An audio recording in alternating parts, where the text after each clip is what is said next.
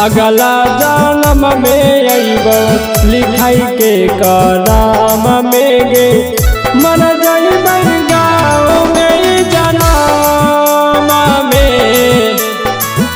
हमारा से प्यार कैले दोसरा से शादी आगे छोड़ा देले बचपना के प्यार आगे जानू छोड़ा देले बचपना के प्यार आगे छोड़ा देले बचपना के प्यार आगे।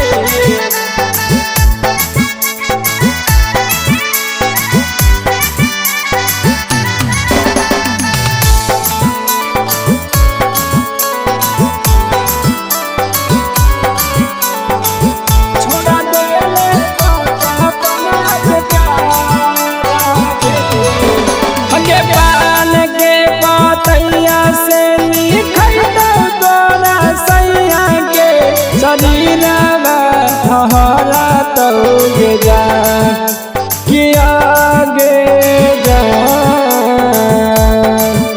अगे पान के बतैया से लिखत तोरा सैया के शरीर हरा तोगे जा किया गे जा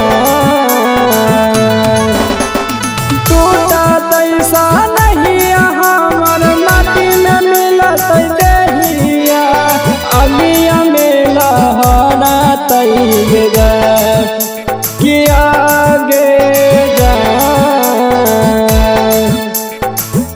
हमारा से प्यार कैले दोसरा से शादी आगे छोड़ा देले बचपना के प्यार आगे जानू छोड़ा देले बचपना के प्यार आगे छोड़ा देले बचपना के प्यार आगे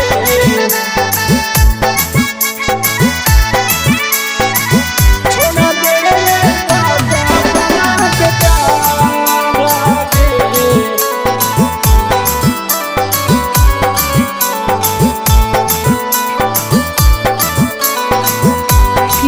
रिकॉर्डिंग स्टूडियो एकंगर सराय। हथ के लकीर में नहीं लिखल कविता गे टूट गे सारा माना गे जानू टूट गे सारा माना गे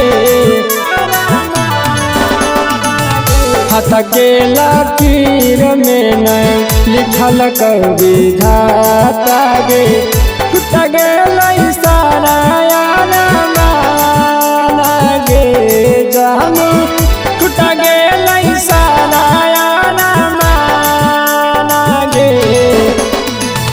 बचपन में प्यार कैले भुलाई देले बचपन के जानू तू कहीं सब प्यार गे जानू टूट गे सारा माना गे आगे जाइमी गोलू नंदन रहू सानावा के सानावा गौरव लोरा धारा तोगे जा। रिकॉर्डिंग स्टूडियो एकंगर सराय।